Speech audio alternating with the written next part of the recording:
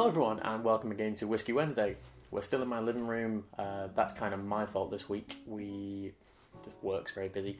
So we are still here in my living room, and today I'm going to chat to you about something that I've had for nearly 4 years and I didn't see any reason why it shouldn't be open now. This is from Laing and Co, and I've reviewed a few of their bottles in the past on this channel, as has Joe. And it's just a really special distillery to me. It's called Dailuaine. It's a 12-year-old. It's from an old sherry cask, and it's bottled in the old Douglas range. This was bottled in 2014, and I remember seeing it on the shelf, trying it, and then just thinking, I must own that. And it's just been sat upstairs in a bag, waiting to be opened. The Douglas range is now defunct. It's gone. I'm not sure why. I think it was something to do with a copyright infringement on a castle. I'm not sure. What were these are that in the UK they've been replaced by something called the first editions, which were originally launched in Asia, but now you can get them in the UK as well. But anyway, I digress. Why is Dailuaine so important to me? When we're all on like the start of our little whiskey adventure, when we all start trying to filter our way through all the big names and trying to find like this hidden gem that's somewhere in Scotland or Ireland, Japan, America, or wherever.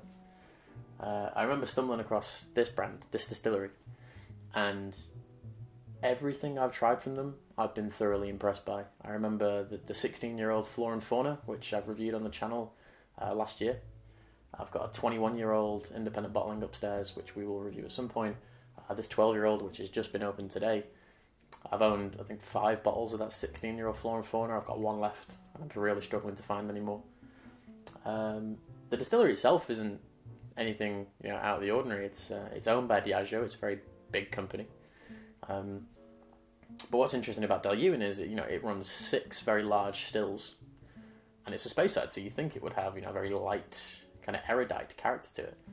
Total opposite. This thing is big and it's meaty, and in my mind it is easily as good a competitor as Macallan or Mortlach, especially when it's in like a really, really good cask. Something that is quite unusual about Dailuaine, which I think I have mentioned in previous Dailuaine reviews, is that they use stainless steel in their condensing element. They want to reduce as much copper contact as possible to give you this very meaty, powerful style of whiskey. So that's quite unusual. It runs along the Strathspey line in Dailuaine, in Speyside, and it is actually a large housing for a lot of, not waste material, but excess material from other distilleries in Diageo's portfolio. So if you ever drive past Dailuaine and you see fires burning, don't worry, the distillery's fine. It's just getting rid of some excess waste material from other distilleries that are both north and south of Dailuaine. But we'll crack on with this one. We'll smell it, we'll taste it, we'll tell you what it's all about. It is a wonderful kind of orange colour, almost like an autumn leaf colour. And it holds the glass remarkably well as well. Let's smell it.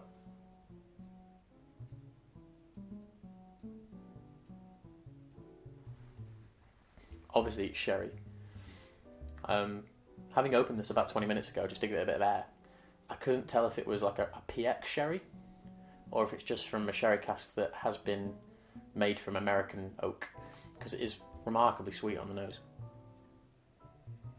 It smells like Rioja. Yeah, it's big and it's fruity, a lot of red fruit, but it's also kind of peppery as well.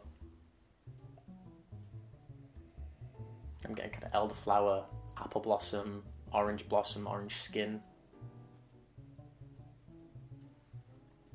Obviously sherry. We want to keep out the obvious ones. There's a little bit of mint in there as well, which is why I'm thinking it's kind of probably is an American oak sherry cask. A European oak sherry cask wouldn't give you mint. It'd be bigger on the spice, bigger on those really dark dried fruits.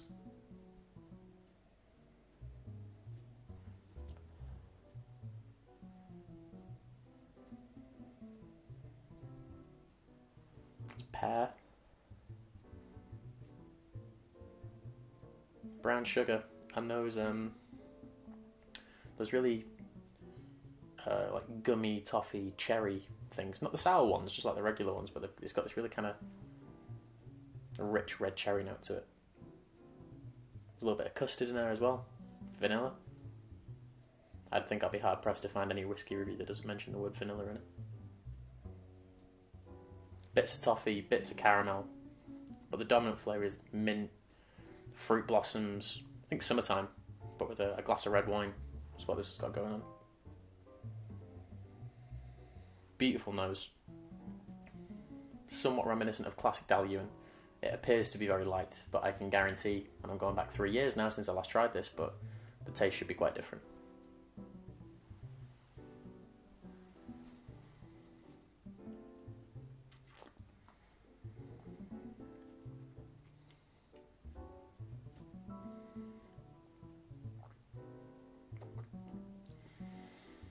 And indeed it is. It's initially very voluptuous. It's this big hit of caramel and this huge hit of cold custard. Very textural, very thick, very creamy. But then towards the back, the spirit begins to pull through. And you really do get that classic... I don't want to use the word because it might put people off, but it's the only word I can think to use. Slightly sulphurous, spicy, bold finish to this whiskey. Tons of pepper, white and black. The fruitiness just goes away. The finish has no fruit in it at all. It's oaky, it's big. I poured myself quite a large dram of this because I'm probably going to be drinking this all day. But it is nice to taste that again.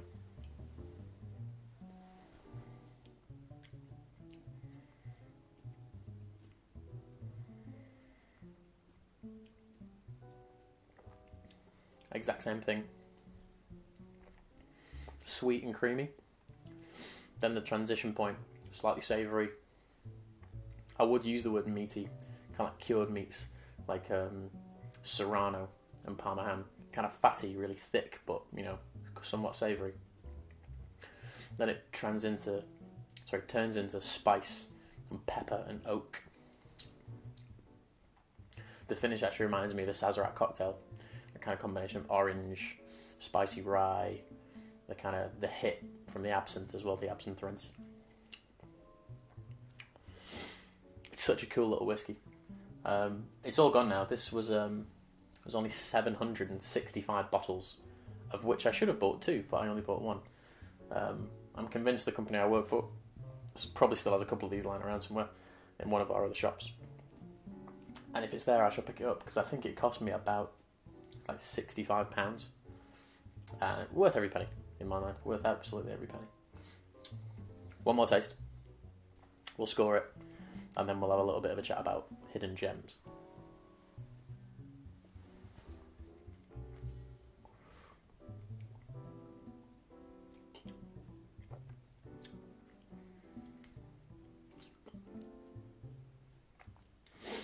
It packs punch for a 12-year-old. It really does. I'd be very, very impressed to find a 12-year-old sherry cask whiskey from any other distillery in Speyside that packs as much flavour as that does, both on nose, palate and finish. I'm going to give it an 8.5. I love it. It's going to be enjoyed to its fullest. I'm going to share it with a couple of friends too, because some of my friends have never tried this distillery yet, and I'm trying to get them onto the Dailuaine love train. But yeah, a good 8.5 for that. And then just a brief thing about sort of hidden distilleries and little treasure troves that you end up finding. This channel always has been a big fan of things like Benrinnes, Clynelish, Dailuaine, Glen Elgin, and they're just some of the distilleries that Diageo own. Over the last couple of years, we've seen Craig Ellachie come to fruition in one of the biggest ways possible. Royal Brackler has relaunched their range. Altmore has. These guys were like original classic malt distilleries, back in the 18 and the 1900s, let alone in the modern classic malt series with things like Talisker and Dailuaine and Cragganmore. As a whiskey drinker, and I'm assuming you're only watching this because you're interested in whiskey and you're trying to develop your own tastes, which is why all these whiskey channels on YouTube exist, which I help you as much as possible and put our own opinions across as well. Keep looking, keep trying to find something that that's yours in a way. I look every time I hear Dailuaine and I think about Dailuaine, I always think, that's my distillery. I don't own it, unfortunately. If the opportunity arose, I would scrimp together every penny, but I don't think I could afford it. Find something like I've got a friend who adores Benrinnes. He hunts for old bottlings of Benrinnes wherever he can.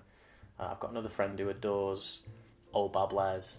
I've got another friend who really likes old Craig Ellachie's, like old school independent bottles before they bottled their own stuff 5 years ago. And it's just like a fun little thing to try and do. And, finding these little independent bottlings, which is why companies like Hunter Lang, Douglas Lang, Gordon MacPhail, they're fantastic for all that. And you've just got to find your own groove in everything. Even though this is a whiskey reviewing channel and there's thousands of us out there, we can always tell you what tastes good to us, but find something that's you, If you just go into a bar and you spot something unusual, pay the couple of quid or dollars or, whatever, try it, put your verdict on it. If you go into a shop and you see an independent bottling of something unusual for a good price, pick it up, take it home and test it. In my personal opinion, someone who calls themselves, I don't like the word connoisseur, but someone who calls themselves a whiskey lover, which is what I do call myself, I love whiskey, will try anything. Doesn't matter what country it comes from, doesn't matter if it's a single malt, it doesn't matter if it's a blend, it doesn't matter if it's a grain, a bourbon, a rye, it doesn't really matter. If you like whiskey, you'll try it and you'll give it an honest verdict. If you don't like it, cool, there's loads of other stuff in the world. But if you do like it, fantastic, you found something new that will broaden your horizon. That went on for a little bit longer than what I wanted to, but I think I got my point across. But that's Dailuaine 12 from Hunter Lang & Co. It's 8.5 out of 10. Thank you all for joining me in my house again. I've been Phil, this is Whisky Wednesday, and we will see you all next week. Thank you.